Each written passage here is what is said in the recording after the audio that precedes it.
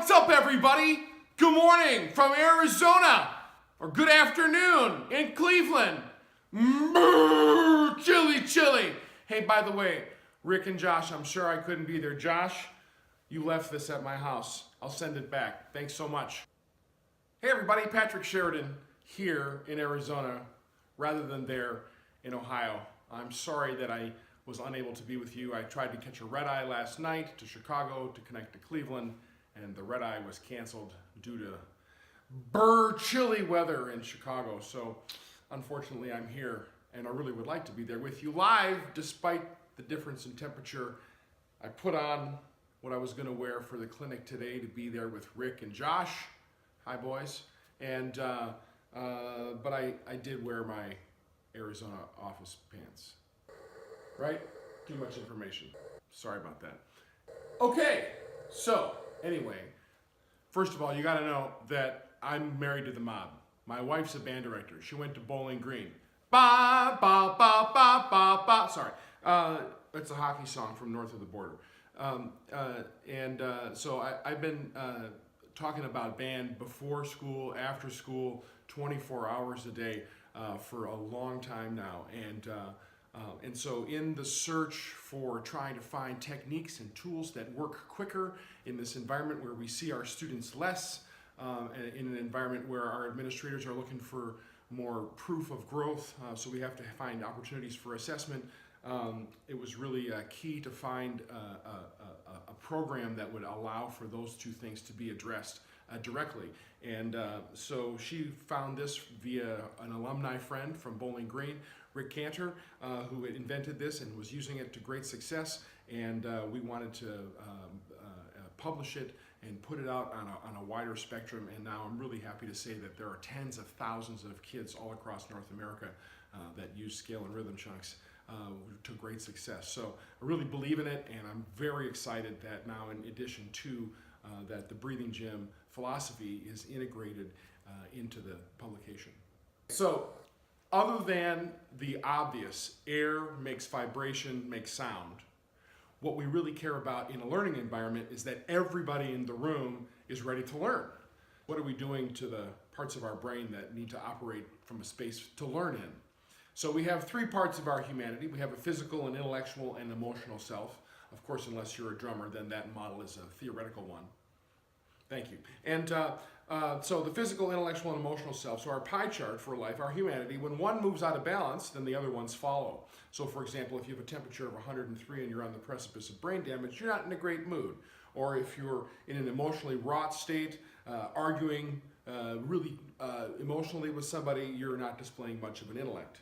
2016 election cycle. Exactly. Thanks very much. I'll be here all for the next few minutes. All right. So, or if our intellect is starved, if you're a parent, somebody doesn't tell you something from a long time, then all of a sudden you learn it, you have a horrible emotional reaction. So when one part of our humanity is pulled out of balance, the other ones follow. The problem in terms of learning in any classroom environment is that the intellect, unlike the emotional side, which has a sliding scale that goes from something neutral, joyful, enthusiastic, to something that draws more towards tension. When one moves out of the balance, the others follow. So if the emotional state starts to get bored, starts to get angry, fearful, frustrated, depressed, oboe, viola, then the intellect goes with it. But the problem, different from the emotional side, is that the intellect switches on or off. So while the emotional state might be in a varying degree of wroughtness, is that a word? Then the intellect just switches off, and if the intellect switches off, we can't learn. It's impossible to gain skill. So we have to have everything in the middle.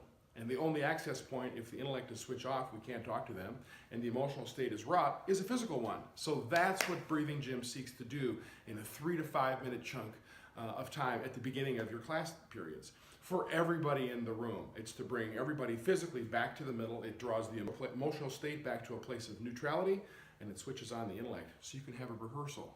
By the way, same thing. When you're looking at the clock and there's only 15, 20 minutes left in a rehearsal, and you're like, man, I only have this much time to get this much stuff done, then go back, take 3 or 4 minutes to breathe, bring the intellect back to a place where it's switched on again and the emotions are neutral, and get 15 more minutes of rehearsal rather than 20 minutes of frustration and sending everybody out the door, including yourself, in a place that we don't want to connect with music.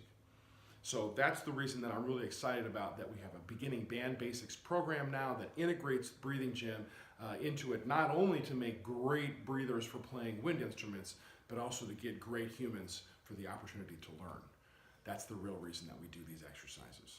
All right, so back over to Rick and Josh. Thanks so much for having me in. I really wish I could be there maybe next year. And have a great convention, everybody. Got a couple of messages for you. Here they are.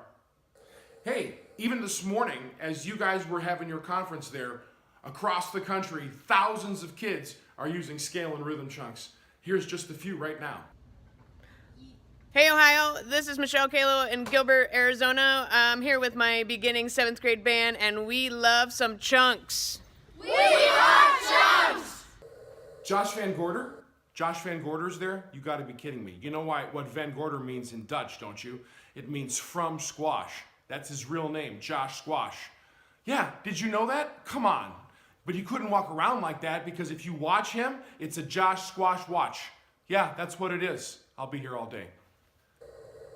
Yeah, you know who my favorite is. Yeah, Bruce Moss. That guy. Ah! Harpo, what would you rather be? Josh Van Gorder or a dead dog? Ben. Oh, puppy. I'm sorry.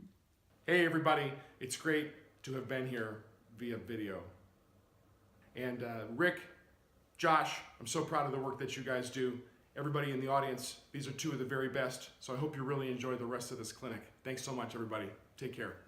We hope you learned something here on the Van Gorder Knowledge Network.